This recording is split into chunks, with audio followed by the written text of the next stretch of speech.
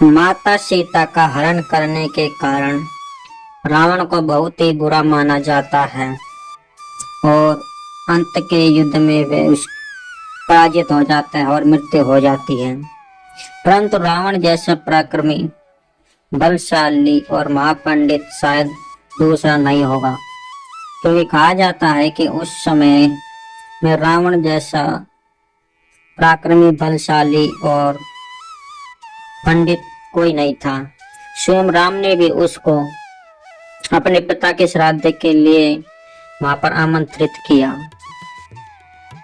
जैसे ही राम रावण का युद्ध हुआ, रावण का अंत हुआ, तभी राम लक्ष्मण से कहते हैं कि हे लक्ष्मण, तुम रावण के पास जाओ और जीवन के गुप्त रहस्यों को जानकर आओ। लक्ष्मण जाते हैं, परंतु वे रावण के सिर पर जाकर खड़े हो जाते हैं। लक्ष्मण को देखकर रावण कुछ भी नहीं बताता है। लक्ष्मण वापस आ जाते हैं और राम से कहते हैं कि मुझे तो रावण ने कुछ भी ज्ञान नहीं दिया। तभी राम कहते हैं कि ज्ञान प्राप्त करने के लिए सदैव चरणों की तरफ खड़ा होया जाता है, सर की तरफ नहीं। तुम दोबारा जाओ और चरणों के पास जाकर खड़े हो जाओ। लक्ष्मण जाते हैं और रावण के चरणों की तरफ खड़े हो जाते हैं।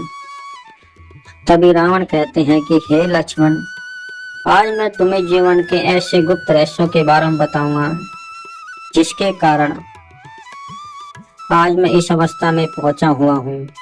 यदि कोई भी इन नियमों को लागू कर लेता है तो उसकी दशा मेरे समान नहीं होगी। रावण कहता है कि कभी भी अच्छे कार्य, शुभ कार्यों को करने में हमें देरी नहीं करनी चाहिए। वो यदि कोई अशुभ कार्य, खराब कार्य है तो हो सके तो उसमें देरी करनी चाहिए और जहाँ तक संभव हो उसे टाल देना ही शुभ होता है। और अगला ज्ञान यह है कि कभी भी मित्र और शत्रु में भेद करना चाहिए। कहा जाता है कि जो मनुष्य मित्र और शत्रु में भेद नहीं कर सकता वे जीवन भर सदा ठगाता ही रहता है। कभी कभी हमारे मित्र हमारे शत्रु बन जाते हैं और शत्रु हमारे मित्र बन जाते हैं। इसलिए प्रत्येक मनुष्य को मित्र और शत्रु में भेद अवश्य करना चाहिए, क्योंकि कभी कभी मित्र भी हमें बहुत ही आपत्ति में घेर देते हैं। इसलिए हमें इन दोनों की परख अच्छे से होनी चाहिए। और तीसरा ज्ञान यह है कि कभी भी अपने गुप्त रहस्य को किसी को नहीं बताना चाहिए, चाहे अपना कितना ही निजी क्यों न हो।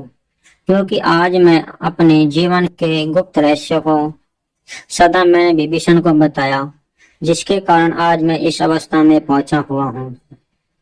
और चौथी बात यह है कि कभी भी अपने बल और पराक्रम का घमंड नहीं करना चाहिए, क्योंकि समय आने पर बल और पराक्रम भी उसका साथ छोड़ देते हैं। मैंने भी जीवन भर अपने बल और पराक्रम का घमंड किया और सभी को तुच्छ समझा। इसलिए अपने और बल पराक्रम का घमंड कभी भी जीवन में ना करें। और अगला ज्ञान यह है कि कभी भी बिना सोचे समझे कोई निर्णय ना ले। जीवन में कभी भी हम ऐसे निर्णय ले लेते हैं जिसका पश्चाताप हमें बाद में होता है। इसलिए किसी भी बात को सोच समझ कर और अच्छे से समझ कर ही उसका निर्णय ले। मैंने भी शूर्पणखा के कहने पर बिना सोचे समझे माता सीता का हरण कर लिया, जिसके कारण आज मैं इस अवस्था में पहुंचा हुआ हूँ। इसलिए हे लक्ष्मण, कभी भी जीवन में ऐसा निर्णय ना ले जिसके कारण आपको बाद में पछतावा का मौका भी ना मिले। रावण की ये ऐसी बातें हैं जो प्रत्येक मनुष्य पर लागू होती हैं। कहा जाता है कि जो मनुष्य भी रावण के इन गुप्त बातों को अपने जीवन में धारण कर लेता है वह कभी भी जीवन की दौड़ में हार नहीं सकता।